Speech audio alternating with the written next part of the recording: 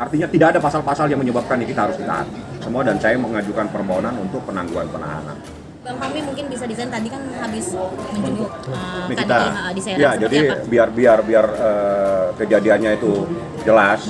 Saya tadi datang ke kejaksaan untuk menanyakan permohonan penangguhan penahanan dari Nikita Mirzani yang diajukan dengan jaminan saya sebagai advokat menjamin bahwa Nikita tidak akan melarikan diri, tidak mungkin menghilangkan barang bukti karena barang buktinya sudah ada di kejaksaan.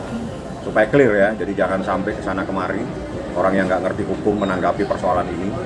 Itu yang kedua. Yang ketiga, saya sudah komunikasi dengan Kasipidum, saya jelaskan persoalannya bahwa di sini Nikita dalam proses di kepolisian. Terbaru hari ini, pengajuan penangguhan Nikita Mirzani. Penangguhan penahanan terhadap Nikita Mirzani hingga saat ini memang belum ada penjelasan. Artinya, Nikita masih ditahan di rutan kelas 2B Serang. Untuk memastikan hal ini, pengacara Nikita Mirzani, Fahmi Basit, meminta waktu hingga hari Senin 31 Oktober 2022. Hari Sabtu kantor kejaksaan libur. Senin saja ya, penjelasan terkait penangguhan Nikita Mirzani. Ujarnya saat dihubungi pada Sabtu 29 Oktober 2022.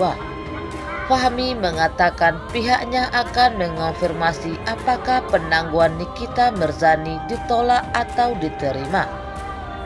Untuk itu, ia meminta rekan-rekan media untuk bersabar.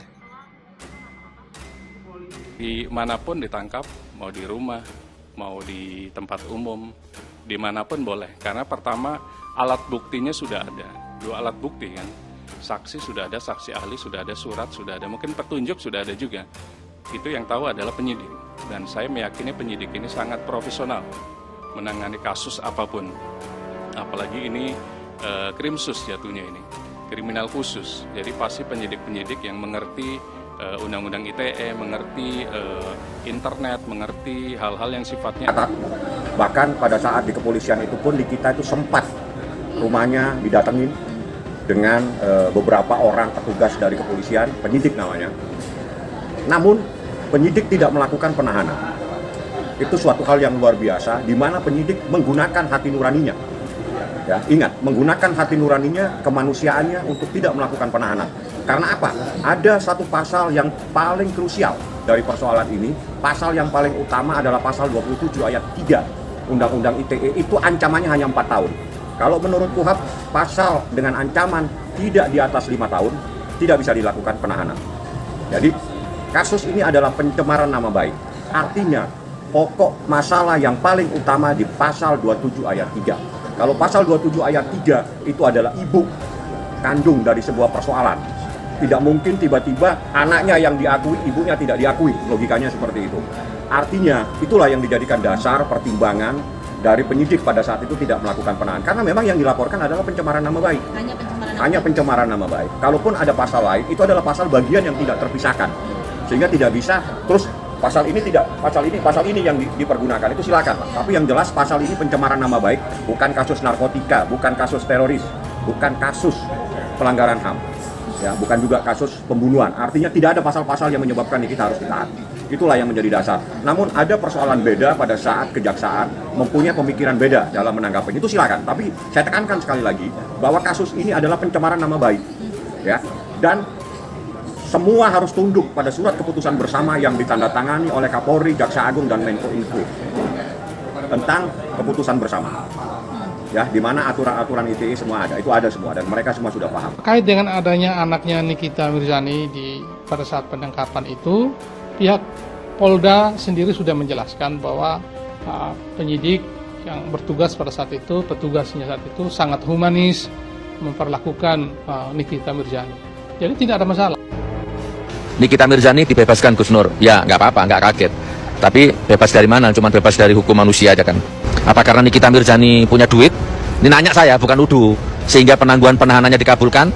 Bukan uduh, nanya saya, apakah Ada berita panas, berita yang menggembirakan. CNN kena tangkap. Dia dipenjara, lalu dia menangis. Kenapa dia menangis, Mami? Mami nggak tahu. Aduh, Mami senang. Lalu Mami diliatin orang karena Mami kegirangan. Diliatin satpam gue. Siapa dia? Bisa menahan saya? Enggak mau. Saya tidak mau ditahan. Siapa? Tolong katakan siapa dia. Aduh, jangan jambak saya. Kok jangan jambak saya sih? Jangan tahan saya. Siapa dia yang bisa menahan aku? Jangan lagi. Jangan lagi. Jangan lagi. Siapa dia yang bisa menahan aku? Siapa dia? Saya tidak kenal dia. Bapak ini bagaimana? Bagaimana Bapak? Bagaimana ini? Bagaimana Bapak? Bagaimana ini Bapak? Bagaimana? Kita tahu Niki itu kan orangnya nggak pernah ada takutnya ya, karena lagi-lagi dia merasa diperlakukan nggak adil, jadi memang dia minta ditahan. Per hari ini sekali saya diinformasikan oleh lawyernya Nikita atas laporan Nikita ke Propam. Nikita sudah dapat surat pemberitahuan dari Propam bahwa ditemukan pelanggaran yang dilakukan oleh penyidik. Hari Senin ada saya sama Kak Fitri akan mendatangi kantor kejaksaan.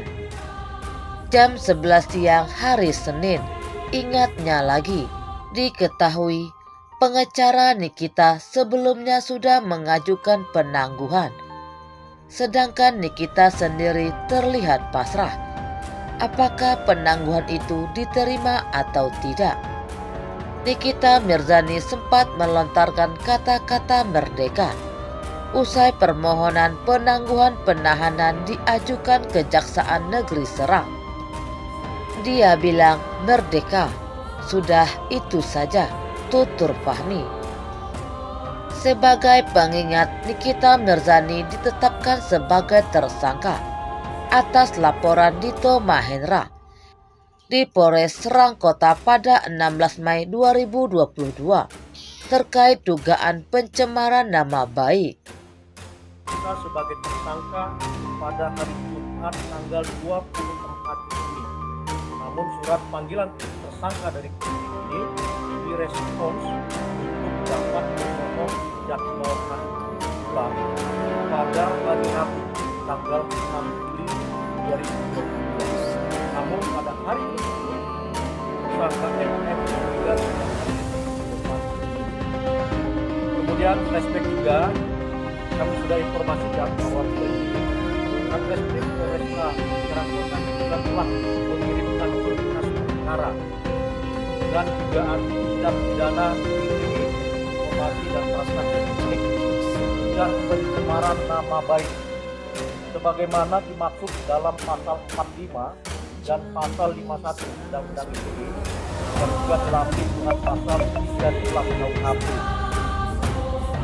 Pengiriman berkas telah dilakukan pada Selasa tanggal 12 Juli lalu dan ditindaklanjuti dengan penggeledahan dan penyitaan berupa alat bukti 1 unit file iPad merek aplikator dari kediaman tersangka SDM di Pesanggerahan Jakarta Selatan dan pelaksanaan penggeledahan serta penyitaan tentu saja sesuai dengan pasal 33 dan pasal 38 Undang-Undang Nomor 8 Tahun